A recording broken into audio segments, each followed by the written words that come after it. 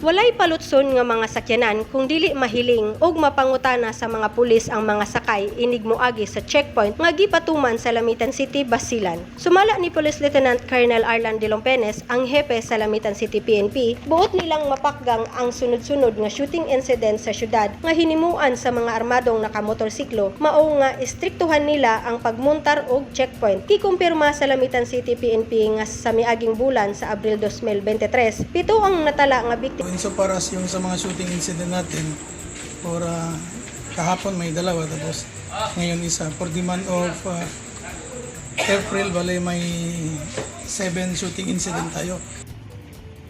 Naglibot na sab sa mga police station si Police Colonel Carlos Madronio, ang Provincial Director sa Basilan, aron siguraduhon kung gituman ba sa mga pulis ang iyang mando nga magmuntar og checkpoint sanglit nagkataas ang ihap niini nga kaso. Ratsadahon sab og sikop ang mga tawo nga adunay warrant of arrest. Ang directives ko, unahin na huliin ang mga may warrant of arrest na aktibong gumagawa ng kalokohan sa ngayon, yung gumagawa ng krimen, at secondary na lang yung mga gumawa noon ng krimen at hindi na sila aktibong gumagawa ng krimen sa ngayon, pero may warrant of arrest.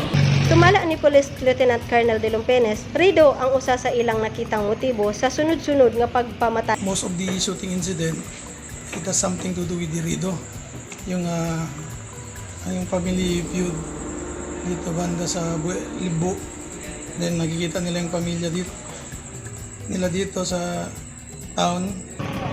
Gidasig ni Police Colonel Madronio ang katawhan nga makighiusa sa kausa sa kapulisan ug dili mahadlok sa pagsulti og tinuod aron mapatigbabaw ang kalinaw sa mga lugar sa Basilan.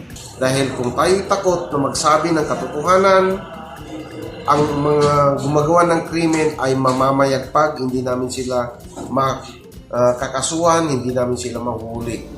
Kaya seryoso ang mando ni Madronio sa tanang pulis sa Basilan sa tinguha nga madakpan ug masilutan ang mga responsable sa pagpamusil patay nga ang ubang armado nakasakay og motorsiklo. Sherry May Gonzalez, Newsline Philippines, Basilan Province. Stay safe.